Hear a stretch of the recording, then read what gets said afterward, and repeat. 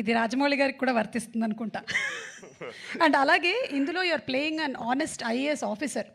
మరి దానికి ఎలాంటి వర్క్ చేశారు? ఏమైనా ఎగ్జామ్స్ కూడా ప్రిప్ అయ్యారా? శంకర్ గారు, నేను చెప్పచ్చో లేదు, మీ friend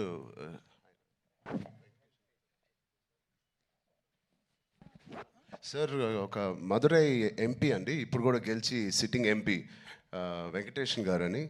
and Venkatesh, sorry sir, సు వెంకటేష్ అండి.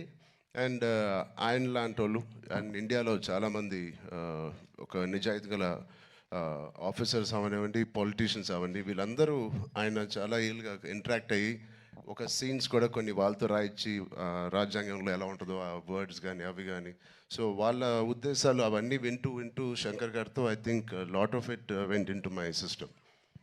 సూపర్ రామ్ చరణ్ గారు. లాస్ట్ అండ్ ఫైనల్ క్వశ్చన్ అండి, ఇది ప్రెడిక్టబుల్, మీరు ప్రెడిక్ట్ చేయాలన్నమాట. మన రాజమౌళి గారు, మహేష్ బాబు గారి సినిమా ఏ సంవత్సరంలో రాబోతుంది?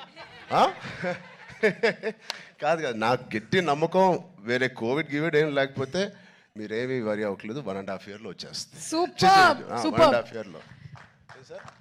కానీ వి నో వాట్ గోస్. అంత హాస్పిటల్ బాగా ట్రైనింగ్ ఇచ్చాను. But all the artist please, 4 pillars కాదు, ఇక్కడే మాకు 6-7 పిల్లర్లు ఉన్నాయి. Because of them the film ఒక సీన్ చేసేటప్పుడు, ఆ షార్ట్ చేసేటప్పుడు ఇలాంటి గ్రేట్ పర్ఫార్మర్స్ లేకపోతే మేము ఎంత చేసినా పైకి ఎలివేట్ అవ్వదు.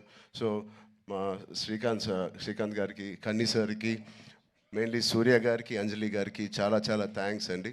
And Jayaram sir who's not here, they are the biggest pillars for me in this every scene. And Sai Madhav garu, thank you so much అండి, enjoyed. And the great rock star మన తమన్ గారు ఉన్నారు ఇక్కడ, thank you Thaman for the beautiful opportunity. And Sirish garu, Dil రాజు గారు, thank you, ఇంత ఓపిక్గా మీరు wait చేసి ఈ సినిమా ఫైనల్గా రిలీజ్ చేస్తున్నారు. I hope they give us a grand release. Thank you media మిత్రులందరికీ, థ్యాంక్ యూ సో మచ్.